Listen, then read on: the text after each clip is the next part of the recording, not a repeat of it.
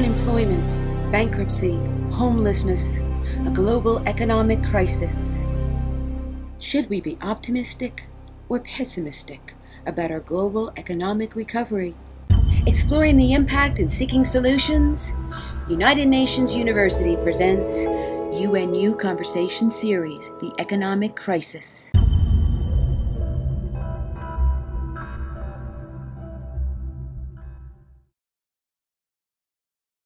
So welcome to this edition of the UNU Conversation Series on the Economic Crisis, organized in connection with the June 2009 UN Conference on the World Financial and Economic Crisis and its impact on development. I am Jean-Marc Coicaud from the United Nations University. And with us here today we have Dr. Pedro Paez Perez, who is the former Minister for Economic Policy Coordination of Ecuador and coordinator of the Southern Bank. Dr. Paez is also a member of the UN Commission on the Economic Crisis. So, Dr. Paez, thank you for being here today. Thank you for the invitation. Thank you for taking the time to speak with us. And so, today we'll be talking about his proposal for a crisis response agenda for the countries of South America. So that will be one topic of our conversation. Mm-hmm. We will talk also about reform of regional financial architecture, since you are heavily involved in the matter, and perhaps what all this means for the countries of Latin America dealing with the current financial and economic crisis. Mm-hmm. So perhaps as a way to start our conversation, how was Latin America affected by the crisis, and how are your efforts to really try to really enhance a sense of regional response is helping to really address the impact of the crisis? Well, you know, the indicators, even if you have, you can find some strong impacts during these months, during this last year, mm-hmm. Especially on international trade and employment among the different countries in Latin America. The indicators are misleading because most of the real problems, the structural problems of that this crisis is going to deploy mm-hmm. towards the different mechanisms and channels of the economic dependency are still in the making. So all the illusion that the worst of the crisis has been surpassed is just that, an illusion. And I believe that the trade crisis that has been felt so far in Latin America is very likely to be transformed in a very serious economic crisis if we do not take the defensive measures that we have to do it. And so precisely what are these defensive measures that you feel would be needed? One of the most important features of these 3 decades of neoliberalism has been the dismantling of our economic, productive and sovereign apparatus. The weakening of the state intervention in the system, it's been complemented with the reduction of policy space mm-hmm. and the deterioration, the erosion of the principal instruments of the traditional economic policy. Mm-hmm. My country, for example, Ecuador, has dollarized, has mm-hmm. officially dollarized. That implies the resigning of the exchange rate policy and of the monetary policy. But this is just the culmination of a very general process. And long-term trends. A long-term trend of weakening of the national currencies mm-hmm. In Latin America, in the whole periphery. Mm-hmm. And that has been the counterpart of the dollar hegemony and the assumption of most of the domestic currency functions on behalf of the dollar. Mm-hmm. And I believe that one of the bigger dangers of this crisis, of this conjuncture, is related precisely to this reduction of domestic capabilities of reacting towards an hostile external environment. Mm-hmm. The consequent processes of accumulation of capital, of concentration and centralization of capital, implies also a huge process of expropriation of those capabilities of deciding. And we have to build up new capabilities related to the capitalism of the 21st century. But this globalized capitalism with other physical, technological, and institutional conditions.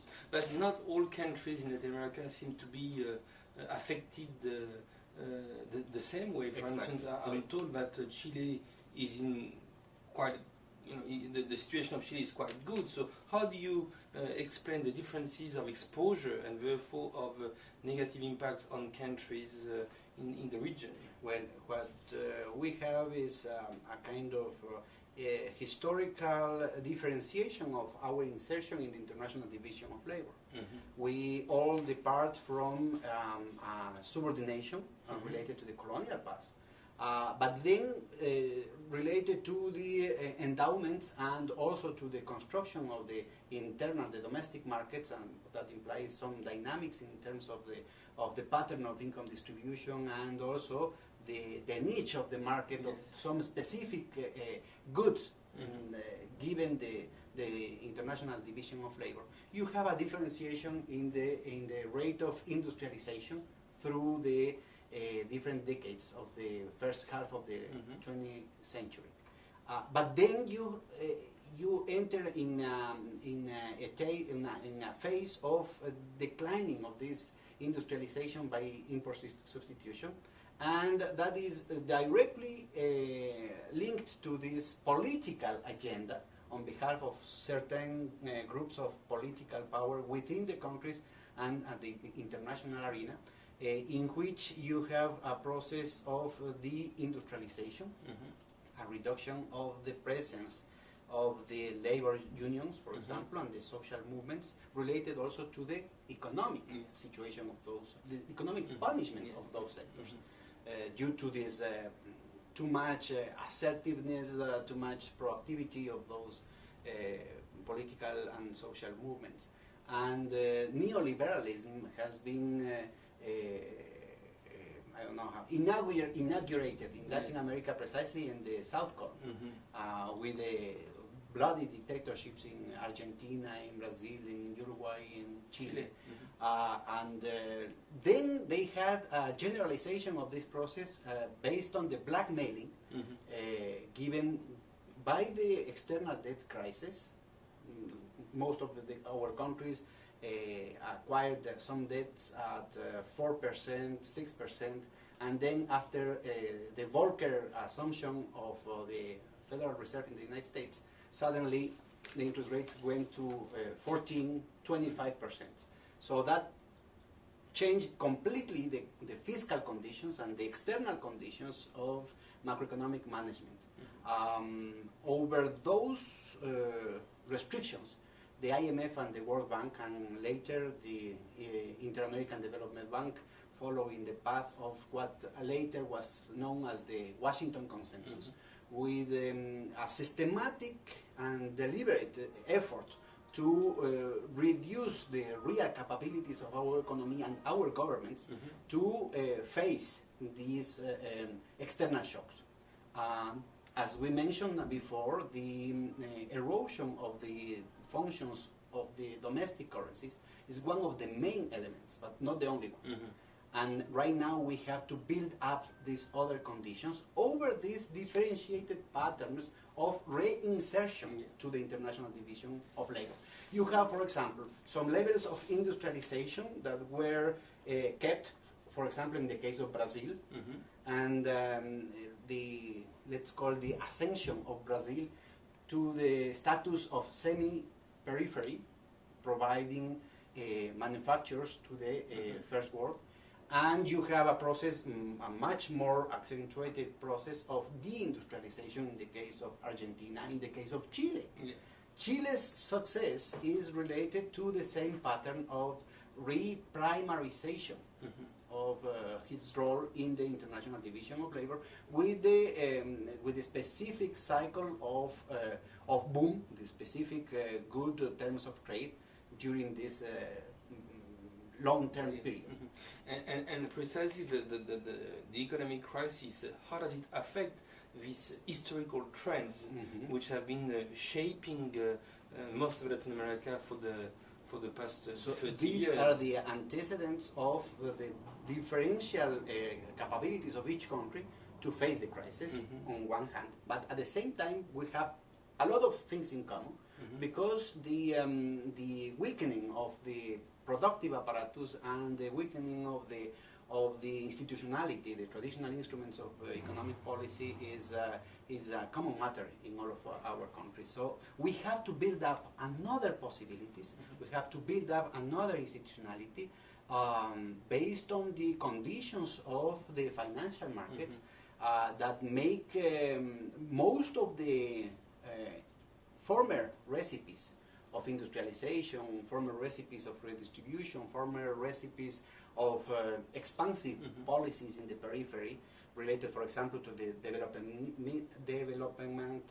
theory related to the ECLAC, related to the dependency theory even, completely obsolete. So we have to build up other conditions, for example, with another notion of sovereignty.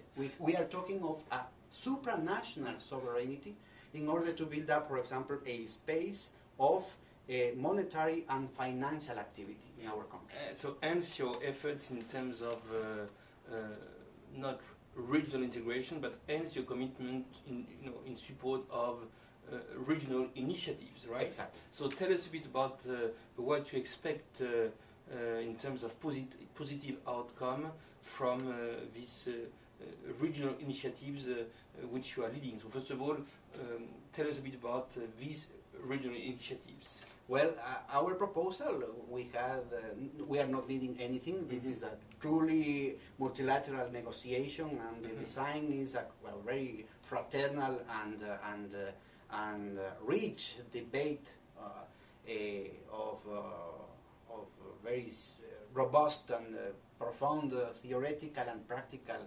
nitty-gritties.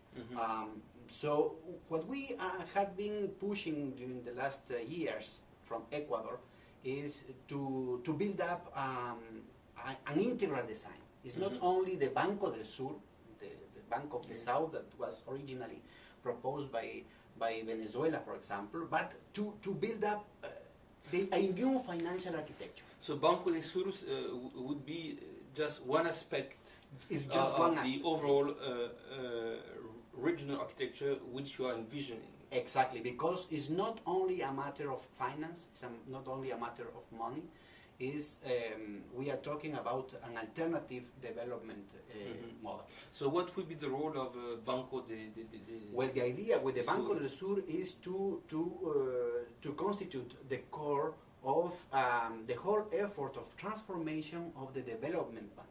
We have more than 100 institutions, financial institutions, at the domestic level, at the national level, at the supranational level, at the subnational level, but most of them have been contaminated, polluted by the same ideology, by the same models of the Washington Consensus. Yes. Remember that recently, in the celebration of the 50 years of the Inter-American Development Bank, the authorities of this bank had to admit that they had lost $2 billion because they had invested in toxic assets. Well, so how can you justify that a development bank devoted to Latin America has invested in speculative assets in the United States? What was the explanation for this? You know, and this is not, I don't know exactly what's the explanation. That's part of the treasury activities, but what the point here is the denaturalization of a development bank, and this is not an exception. We have a lot of development banks that have devoted an important, a significant part of their portfolio to consulting activities, to structural reforms in the same syntony of the IMF and the World Bank, instead of investing in infrastructure, in productive activities, in financing the real priorities of our productive apparatus. So the Southern Banco, Banco del Sur, would be just one aspect of It's one of the pillars. So tell us a bit about the big picture when it comes to what you envision, or what your colleagues in Latin America envision in terms of regional architecture, and how does it fit with Mercosur? It's not only Mercosur, now it's UNASUR, it's the community of South American nations. And that what's the relationship between Mercosur and UNASUR? Well, we have, in South America, we have two main integration processes. One is, the oldest one is the Andean community, and the bigger one is the Mercosur. So the idea is to integrate both. And Mercosur covers Brazil, Argentina, Paraguay, and Uruguay. Paraguay and Uruguay. Okay. So the idea is to form a continental bloc. And one of the instruments for the integration, the new type of integration, is to build up upon this new type of sovereignties, monetary and financial sovereignty, as the mechanism to pull the construction of a new productive apparatus. The traditional trade-related integration has failed in both sides, in the Andean community and in the Mercosur experience. It has failed. It has failed basically because neoliberalism has perforated in such a way the possibilities of building up a common market, common tariff system, that it is impossible to realign the productive processes in our countries in order to have some level of complementarity. So you are trying to just let me finish. Remember that in this historical account that we were making at the beginning of the interview, we mentioned that all our countries come from the colonial past. So at the origin of our republics, we had this original thing that we had to grow back to back, maybe fighting each other, fighting for the same markets in the north with the same products, and without too much possibilities of increasing in the chain of value. So the value added was a big issue in our countries, both in terms of technological dependency, but in terms of political subordination. So precisely, so you want to move away from the world of the Washington Consensus, including its ideology and its vision of the relationship between the market and the state. So in this new architecture that you are in the process of building, what will be the key features of the ideology, and then the relationship between the state and the market? Exactly. The first because I would argue that you want to really have stronger, better functioning governance institutions. Exactly. So what will be the key features of this new ideology and the relationship? The whole idea is to increase the degrees of freedom, to enhance the policy space that has been narrowed during the last 2-3 decades, especially. And that implies a process of collective construction, of collective innovation, in institutional terms, in theoretical terms, in technical terms, and pragmatical terms. One of the pillars is the new type of development bank. Banco del Sur is not only a new name with different type of partners, but is also another type of priorities. We have to build up food sovereignty, energy sovereignty, healthcare sovereignty, the financing of the popular economy, the priority of the domestic continental market instead of the extroversion towards the north, the building up of the infrastructure, the communication and the transport infrastructure that could allow our countries from the territories, from the communities, to build up also the productive capabilities. So start with the needs in the region, in the countries. And with a horizon of internal coherence, continental coherence. But how I mean, you know... That implies, look at this. This is very important because we cannot talk about a new regional financial architecture without thinking at the same time of a new domestic financial architecture, Sure, but also a transformation of the but- productive apparatus, the but- productive structure.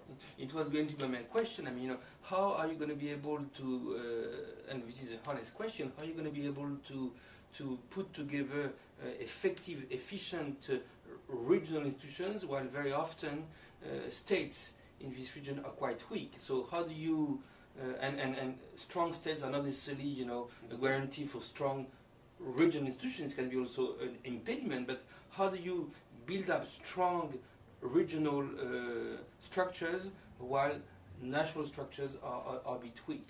Well, we have... First of all, do you think that it is a challenge? And if it is so, how do you address this challenge? Institutional building is a challenge, but we have had some interesting experiences in Latin America. Not everything has been Yeah, of course. negative. Yeah. So we have to build up upon those experiences, and the design of the Banco del Sur, for example, is directly related to the to opening the doors for cooperation with existing institutions.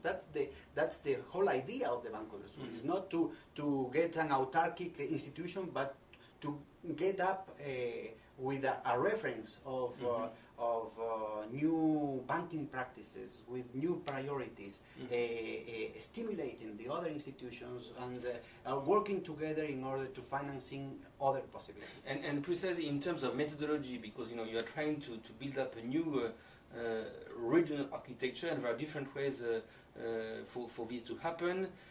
So in terms of methodology, in order to make this happen, do you want to proceed in an incremental manner, focusing on 1 or 2 or 3 issues, or do you want to tackle all issues at the same time and so on? We think that if we can we can install some strategic issues in the functioning of the bank, we can have some externalities, very interesting externalities. One of them is the type of priorities that I mentioned just now. The other one is new practices. Yes. For example, we can have, like you have here in the United States, a credit card with an insurance against overpricing. We can use exactly the same principle for public works. Yes. So all the projects financed by the Banco del Sur are going to have this clause in the contest. So any contract firm has to present the unitary cost up to some level. Beyond that threshold, the loan is not going to recognize those costs. So that is going to preclude the typical asymmetric relationships between the sectional, the local governments with a small and very poor institutionality, and the big transnational companies. And that has been a source of corruption, lack of transparency, and a very huge problem of fiscal sustainability, both at the national and the subnational level. And this regional vision, I mean, precedes the economic crisis. You have been thinking about this in Latin America for a number of years prior to the economic crisis, right? But look at the idea with this. We can mobilize through this new institution a lot of the resources of both the public and the private sector that so far has been exported to the United States.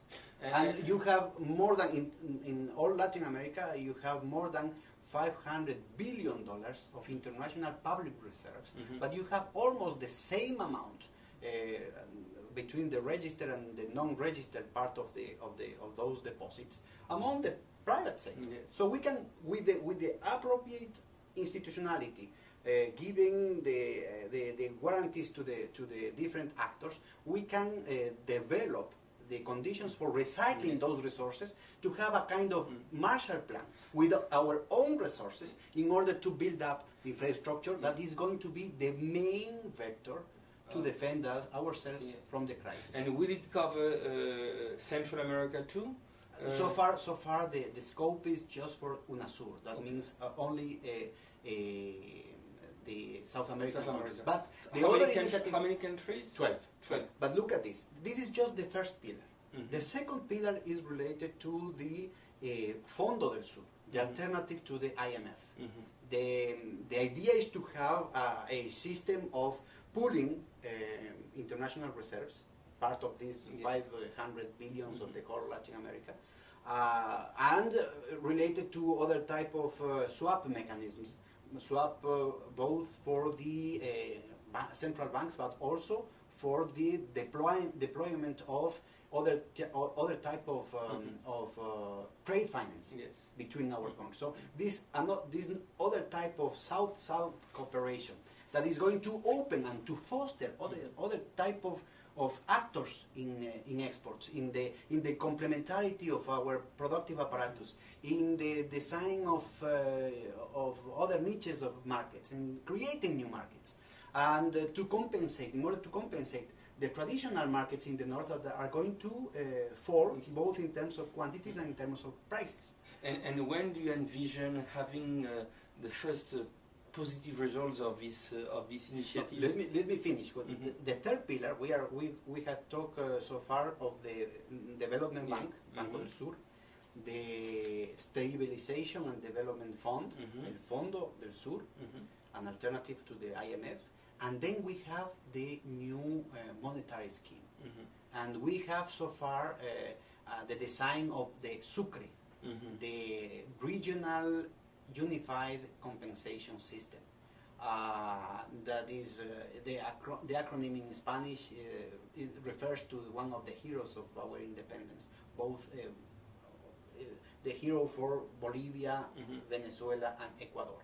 Besides these three countries that are also part of the Banco del Sur initiative, we have other countries that overcome the limit of the UNASUR. Yeah. That includes Cuba, Nicaragua, Honduras, and Dominica. And there are a lot of interest among the CARICOM countries, and also on behalf of Paraguay and maybe Uruguay to join the initiative. So the idea is to have something like Keynes proposed at the beginning of the Bretton Woods discussions in 1943 with this Bancor. That means is a system, an international clearing union in which the burden of the adjustment is going to be not only on the deficit countries, but also in the superavit countries, in the excellent countries. So, of course, Keynes' design was thought in universal terms and in compulsory terms. This is a competitive mechanism with market incentives that is going to gain reputation and is going to grow in terms of market, precisely because it's going to offer a very attractive incentives both to the public and to the private sector. But these tools, these institutional tools, they will become effective probably down the road a few years from now. No, for the Sucre, for example, the experimental phase is going to start in the last quarter of this year. So do you think that they will be able to be tools to tackle the unfolding negative impacts on the crisis? But not only that, look at this. When we started our negotiations about the Banco del Sur, immediately we have a lot of responses in the already existing institutionality. When we started our discussions about the Sucre, this compensations mechanism, we start to stir the pot among the existing institutions. We had in ALADI, the Latin American Association for Integration, we had a clearing union, a system of payments that at some point at the end of the 80s covered 90% of the intra-regional imports. 90%. So it's a lot. And after that, in a span of 3 or 4 years, it dropped to 1%. And nothing happens. Look at this inertia in our bureaucracy, in our technocracy, because that was not part of the Washington Consensus. That was not one of the priorities of our technocrats. Now that we are steering the pot with these institutional innovations, we are provoking also a lot of externalities, of positive externalities in the existing institutions, in the academia, but also outside the region. This meeting, the conference for of the United Nations Conference for examining the crisis and its impact on the third world, has very generously accepted a lot of initiatives coming from that discussion, from that debate. And for example, we proposed in October 2008 here in the General Assembly the construction of a new condition of new conditions for converging towards a new system, a new global system of reserves. We have to build up upon the bloc regional monetary accords with these institutional arrangements that are going to vary according to the political and economic realities of each region, and with a coordination, an international coordination with those commitments towards some level of exchange rate parity stability, but backed, supported by the emission of SDRs. So if the SDRs are going to just be part of the reserve assets of each central bank as an accounting device, this is not going to change anything. But if those SDRs are going to be part of the reserve assets of this other type of institutions that could, for example, deploy regional seniority, with the emission of regional SDRs, and the possibilities of financing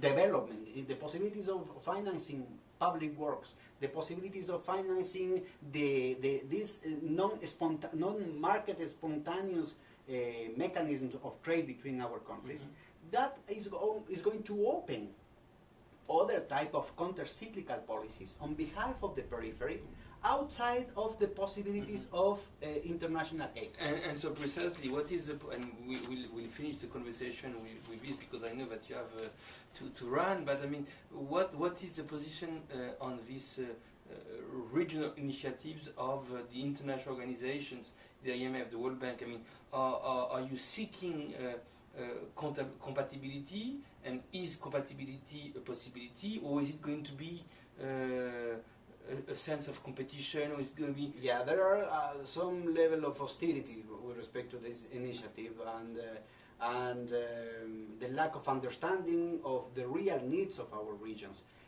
We believe we are very open-minded with respect to debate. We believe that is the